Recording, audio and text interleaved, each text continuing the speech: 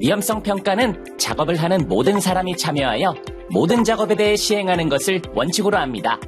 중부발전은 JSA 기법을 활용하여 작업 순서에 따른 위험 요인을 파악하고 있습니다. 위험성 평가는 최초, 정기, 수시 평가가 있습니다. 최초 정기 평가 시 도출한 위험성 평가는 관련 작업 발생 시 그대로 활용할 수 있습니다. 다만 작업 환경이나 내용이 변경된 경우 수시 평가 실시 후 작업에 활용해야 합니다. 그럼 정기 위험성 평가 절차를 알아보겠습니다. 정기 위험성 평가 시에는 최초 평가 결과, 전년도 정기, 수시 위험성 평가 결과의 적정성을 재검토하여 현재 수립된 위험성 평가의 유효성을 검토합니다. 정기 위험성 평가 절차는 이런 순서로 진행됩니다. 위험성 평가의 완성도를 높이기 위해 준비하는 단계로 건설공사로 비유하면 기초를 튼튼히 하는 과정이라고 볼 수 있습니다. 사전 준비를 얼마나 내실 있게 하느냐에 따라 위험성 평가의 수준이 달라지기 때문에 철저히 준비할 필요가 있습니다. 사전 준비 첫 번째 단계로 안전부서는 정기 위험성 평가 계획을 수립하고 설비, 운영부서에게 정기 위험성 평가 실시 계획을 알립니다. 정기 위험성 평가 계획을 통지받은 설비 운영 부서장은 작업에 참여하는 모든 근로자를 대상으로 평가팀을 구성합니다. 안전부서 또는 설비부서 운영부서장은 평가팀 대상 위험성 평가 사전 교육을 실시하여 위험성 평가 방법 등을 사전에 교육합니다. 사전조사는 위험성 평가 실시 단계에서 가장 중요한 단계로 위험을 사전에 조사하고 파악하는 단계입니다. 재료를 모르면 음식이 완성될 수 없듯이 안전보건 정보를 정확히 조사하지 않으면 위험성 평가가 완성될 수 없습니다. 그렇기 때문에 안전보건 정보를 얼마나 내실 있게 활용했는지가 정기 위험성 평가의 결과를 결정합니다. 그럼 안전보건 정보가 위험성 평가에 어떻게 활용되는지 알아보겠습니다. 위 자료는 JSA 기법을 활용한 위험성 평가에서 공정 누락이 있는지 확인할 수 있습니다. 공정이 누락되면 그에 해당하는 위험 요인이 누락될 수 있음을 유의하세요. 사용하는 기계나 기구에 잠재된 위험을 위험성 평가 시 고려해야 합니다.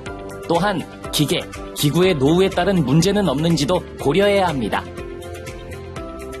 물질안전 보건 자료를 활용하여 관련 작업에 사용하는 화학물질이 얼마나 유해한지 여부를 고려해야 합니다. 특히 중부발전에서 사용하는 수소, 암모니아, 경유, 염산 등의 위험뿐만 아니라 윤활유, 용접봉 등의 물질 위험도 고려해야 합니다. 작업을 함에 있어서 로토 시행이 수반될 수 있습니다. 그렇기 때문에 도면이나 공정 흐름을 살펴보면서 개통 조작에 따른 누출, 기산, 폭발 위험이 있는지 고려합니다. 비슷한 유형의 작업이 시행될 때는 재해가 반복될 가능성이 높습니다. 그렇기 때문에 재해나 아차 사례를 위험성 평가에 반영하고 공유하여 유사 재해가 반복되지 않도록 막아줍니다. 작업을 행하는 장소에 유해 인자는 없는지, 소음이 심한 지역은 없는지 알 수 있게 해주는 자료입니다. 작업 환경 측정 결과에 따라 방진복, 귀마개 등 적절한 조치가 이루어져야 합니다. 해당 작업에 투입되는 작업자의 건강 상태를 위험성 평가에 반영할 수 있게 해주는 자료입니다. 고혈압이 있는 작업자를 열기가 심한 장소에 투입할 때 유의하는 등 취약 근로자에 대해 적절한 조치를 취할 수 있습니다. 이런 안전보건 정보에 대한 자료 취합이 끝난 후에 본격적으로 위험성 평가 실시에 들어가게 됩니다. 다음으로 유해 위험 요인 파악 단계에 대해 알아보겠습니다. 유해 위험 요인을 파악하는 방법에는 순회 점검, 근로자 제한, 청취 조사, 안전보건 정보 활용이 있습니다. 이 중에서 순회 점검의 방법은 반드시 활용해야 합니다. 사업소에서 실시하는 안전사랑데이, 노사합동 순회 점검, 월주일 점검 시 발견된 유해 위험 요인을 해당 위험성 평가에 반영해야 합니다. 순회 점검 시에는 해당 작업에 참여하는 근로자를 반드시 포함하여 위험 요인을 찾도록 합니다. 청취조사는 근로자가 작업을 하거나 작업장 주변에서 경험했던 위험을 청취하는 방법입니다. 청취조사 시에는 근로자가 의견을 편하게 개진할 수 있는 분위기를 조성합니다. 다음은 근로자 상시 제한에 의한 방법입니다. 안전톡, 근로자 건의 등을 적극 수용하여 유해 위험 요인을 파악하는 방법입니다. 근로자 안전을 보호할 수 있는 실효적인 방법이 있을 수 있으니 반드시 참고합니다.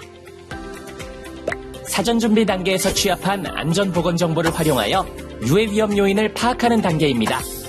유해 위험 요인을 파악하는 방법은 안전보건 정보 활용 방법을 참고하세요. 이렇게 유해 위험 요인을 파악한 후 이를 정기평가 대상 작업으로 목록화하면 유해 위험 요인 파악 단계가 끝나게 됩니다. 2단계에서 파악한 유해 위험 요인을 계량화하는 단계로 위험 빈도, 위험 강도의 조합으로 위험성을 추정합니다. 위험 빈도는 유해 위험 요인에 대한 노출 빈도, 사고의 발생 확률을 의미합니다.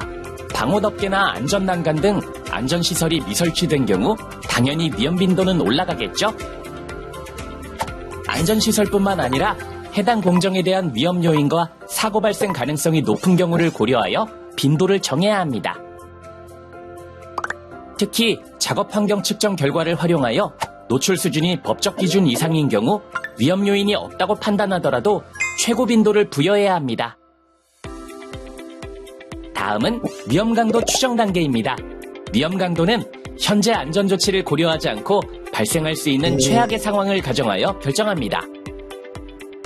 사망재해가 발생할 수 있다는 상황을 최악으로 가정하여 중상, 경상, 경미한 재해로 강도를 판단하고 부여합니다.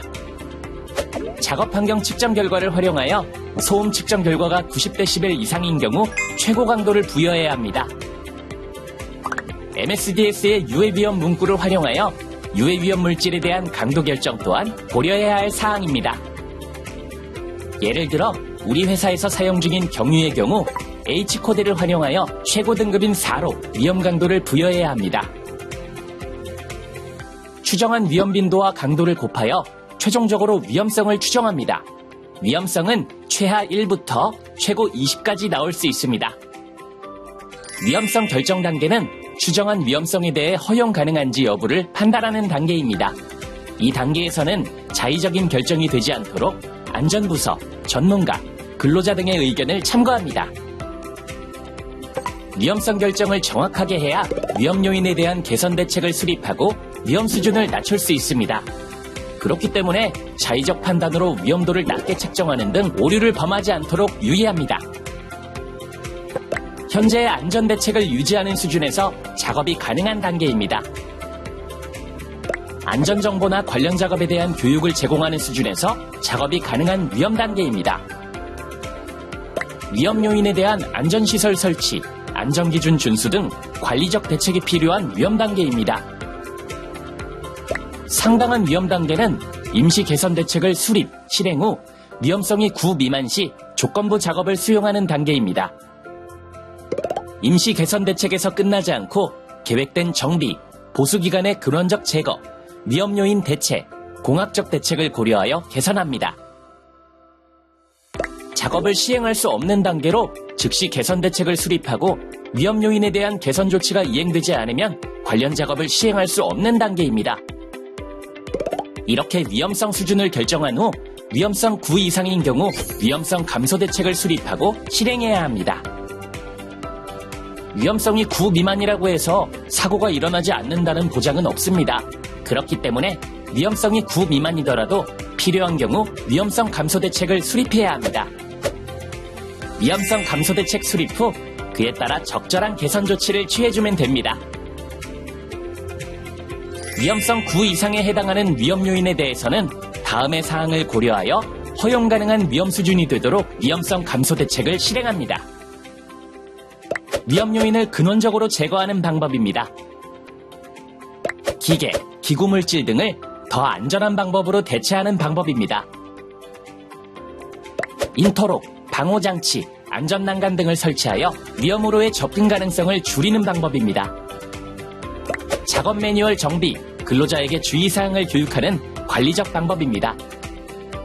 앞에 있는 모든 조치들로도 줄이기 어려운 위험에 대해 개인보호구 사용을 위험성 감소 대책의 최후의 방법으로 고려합니다. 설비 운영 부서장은 정기 위험성 평가 결과를 평가팀에게 공유합니다. 공유의 방법은 교육, 공문, 별도 게시 등 사업장의 특성에 맞게 운영할 수 있어요. 또한 소속 근로자를 교육하고 협력 기업의 교육 여부를 확인합니다. 위험성 평가 결과는 3년간 보존해야 하고 개정사항을 이력 관리하여 보관합니다. 설비 운영 부서는 정기 위험성 평가 결과를 그대로 활용하여 해당 작업에 사용할 수 있습니다. 또한 정기 위험성 평가에 참여하지 못한 작업 부서가 해당 작업에 참여할 경우 정기 위험성 평가 결과를 활용할 수 있도록 공유합니다. 이 경우 TBM을 통해 유해 위험 요인을 해당 근로자에게 주지하고 교육합니다. 수시평가는 추가적인 유해 위험 요인이 발생하는 경우에 실시합니다. 특히 산업재해 발생이 있는 유사 공정에 대해서는 해당 위험 요인은 없는지 반드시 수시평가를 실시합니다. 수시평가의 절차는 정기 위험성 평가의 절차와 동일합니다. 수시평가의 결과는 향후 정기 위험성 평가에 포함하여 적정성을 재검토해야 합니다. TBM 실시 주체는 TBM 리더이며 작업 전 매일 모든 근로자를 참여시켜 실시하며 그날의 작업 내용, 위험 요인 등을 전달하는 자리입니다. TBM 리더는 해당 작업의 위험 요인을 효과적으로 전달하기 위해 위험성 평가, 유사사고, 작업 내용 등을 파악합니다. TBM 시에는 근로자 상태뿐만 아니라 위험성 평가 결과를 작업자에게 주지시켜 위험 요인을 인지할 수 있도록 합니다. 또한 작업 전 안전점검 OPS 등을 활용하여 현장 안전 위해 개소 등 작업 전 안전 상태를 최종적으로 확인합니다. TBM 실시 후 작업자 확인 서명을 받고 실시 여부를 현장에 비치합니다. 이때 근로자 의견이 있는 경우 이를 위험성 평가 등에 반영하고 조치합니다. 작업부서는 매일 TBM을 실시하고 설비 운영부서는 TBM 실시 여부를 매일 확인합니다. 이상으로 위험성 평가 실시 절차를 알아보았습니다. 위험성 평가를 적극적으로 활용하여 안전하게 작업해주세요.